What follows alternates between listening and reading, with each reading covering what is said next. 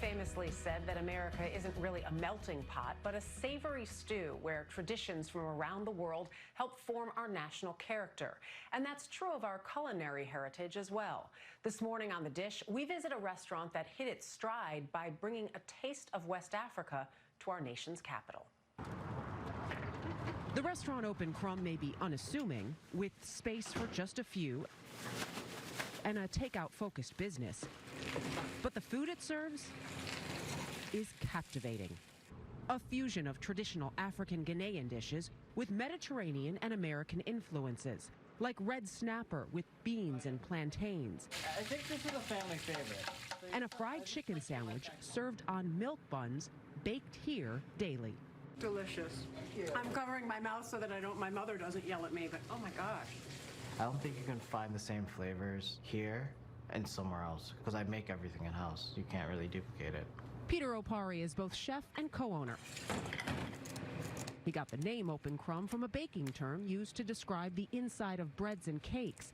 And in this case, it's also home for Peter, who lives right upstairs. I feel like if you walk in here, since I do kind of live here, you're kind of walking into my home.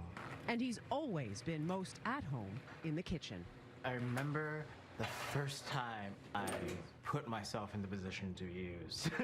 My mom was cooking in the back of our first restaurant. I remember there just being a pile of dishes, and I just started washing them. That was in the mid-90s after a 2-year-old Peter had moved with his parents from Ghana to the United States.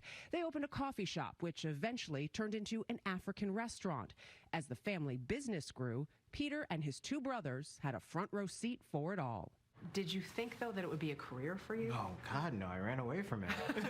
I had my heart set on med school. I was like, I'm going to be a doctor. I went through all the steps. How did you end up here? I just didn't want to do medicine I'm not going to be happy doing this. How did you know that food was the place for you? I didn't.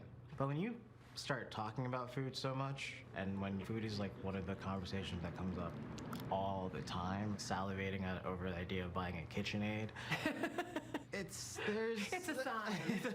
That's when this kitchen came into play. About 2 years ago, Peter's parents were using it to make prepackaged and hot bar items for Whole Foods and offered the front of it, that small restaurant space, to Peter. It scared me.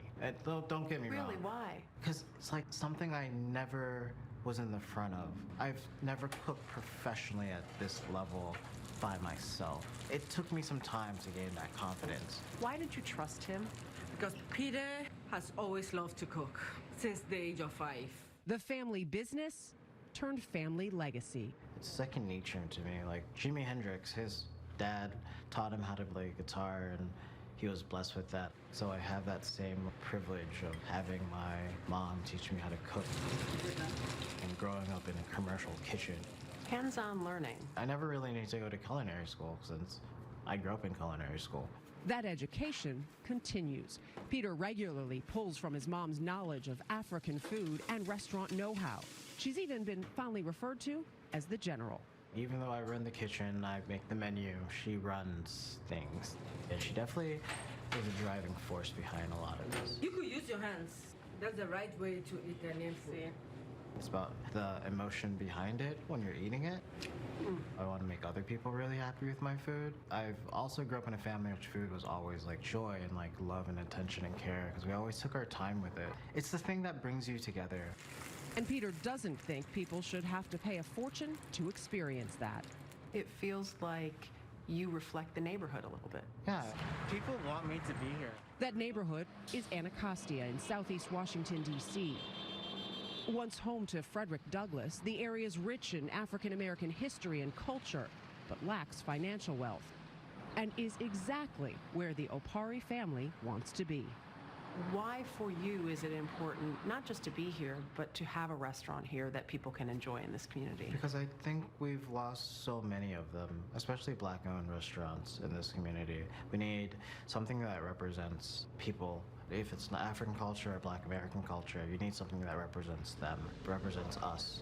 And I see that from this community. People, they really do support and want me to continue while this neighborhood grows. What do you hope your impact is on the community? I want people to eat better, to have the opportunity to have something that is wholesome.